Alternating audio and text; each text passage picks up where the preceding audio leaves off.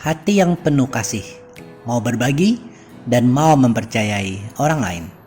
Saya Agustinus. Selamat datang pada channel Touching Heavens, tempat kita mengenal dan belajar kebenaran firman Tuhan dalam Alkitab. Karena Alkitab membimbing hidup kepada Kristus. Mohon like dan subscribe untuk membantu channel ini bertumbuh dan firman Tuhan semakin diwartakan. Pada kesempatan hari ini, kita membahas teladan dari Barnabas. Jangan sampai salah dengan Barabas ya teman-teman. Kita pernah membahas Barabas, seorang perampok. Anda bisa klik link di atas.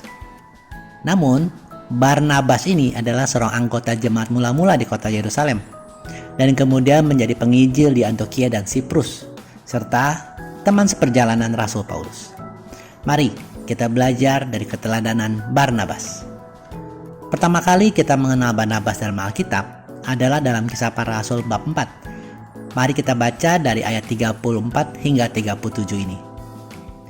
Sebab tidak ada seorang pun yang berkekurangan di antara mereka, karena semua orang yang mempunyai tanah atau rumah menjual kepunyaannya itu, dan hasil penjualan itu mereka bawa dan mereka letakkan di depan kaki rasul-rasul, lalu dibagikan kepada setiap orang sesuai dengan keperluannya.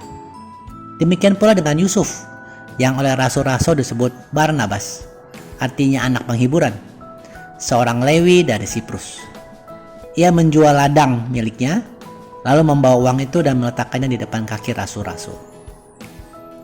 Jadi, nama aslinya adalah Yusuf. Luar biasa bahwa ia menjual ladangnya dan memberikan hasil penjualan itu untuk keperluan jemaat mula-mula. Karena tindakan ini, para rasul memberikan nama baru kepada Yusuf, yaitu Barnabas, yang berarti anak penghiburan. Mungkin karena kerelaan hati Barnabas untuk mempersembahkan hasil penjualan ladangnya kepada jemaat, membawa banyak penghiburan untuk mereka yang membutuhkan. Ini adalah salah satu teladan yang kita bisa belajar dari Barnabas, yaitu teladan mau berbagi dengan sesama, bahkan sampai berkorban. Karena tentunya sebuah ladang bukan harta yang kecil, tetapi Barnabas mau punya hati, meskipun dulu dia mungkin bekerja keras untuk mempunyai uang untuk membeli ladang itu. Tapi terbantu banyak anggota jemaat atas pengorbanan, dan pastinya termotivasi gara-gara ada kasih di dalam hati Barnabas. Mother Teresa juga pernah mengajarkan kepada kita dengan perkataan, jika Anda tidak bisa melakukan hal-hal besar, lakukanlah hal-hal kecil dengan cinta yang besar. Jika Anda tidak dapat melakukan dengan cinta yang besar, lakukanlah dengan sedikit cinta. Jika Anda tidak bisa melakukannya dengan sedikit cinta, lakukan saja. Mari teman-teman, kita mulai memberi. Mulailah dahulu dengan apa yang kita bisa. Kemudian seiring dengan pengenalan akan kasih Allah, maka di dalam hati kita akan semakin banyak kasih. Kembali ke Barnabas. Ia adalah seorang Yahudi keturunan suku Lewi dari daerah Siprus, tepatnya di selatan negara Turki sekarang. Barnabas pertama kali berjumpa dengan Paulus ketika Paulus berkunjung ke kota Yerusalem. Dan Barnabaslah yang kemudian memperkenalkan Paulus kepada para rasul. Mari kita baca Kisah Para Rasul 9 ayat 26 sampai 27 ini.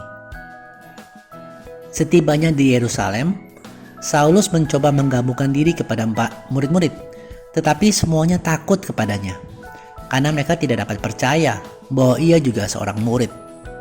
Tetapi Barnabas menerima dia dan membawanya kepada rasul-rasul dan menceritakan kepada mereka bagaimana Saulus melihat Tuhan di tengah jalan dan bahwa Tuhan berbicara dengan dia dan bagaimana keberaniannya mengajar di Damsyik dalam nama Yesus.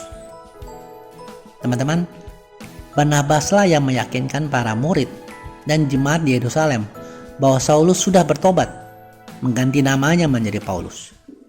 Bahkan memberikan kesaksian akan kisah pertobatan Paulus. Dan Paulus juga sudah dengan berani mengajar dalam nama Yesus di kota Damsyik.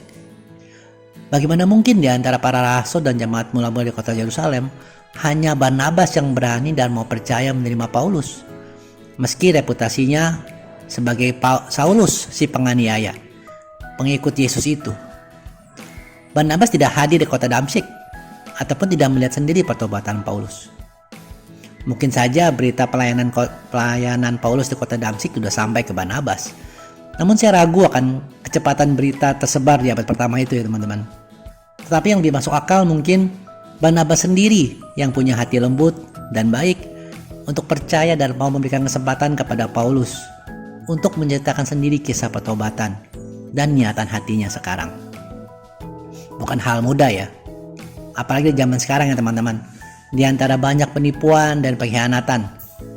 Tetapi tidak kalah sulitnya juga di abad pertama, di mana taruhannya adalah nyawa. Pengikut Yesus di masa itu dianiaya hingga mati.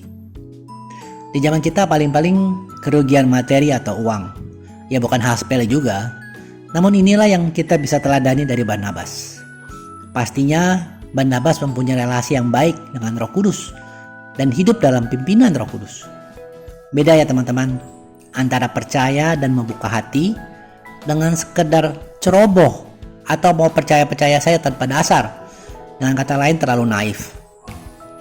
Tetapi Barnabas dengan hati yang penuh kasih mau mendengar pimpinan Roh Kudus, sehingga dia mau menerima Paulus, kemudian mendengarkan sungguh-sungguh untuk bisa melihat dan merasakan buah pertobatan Paulus.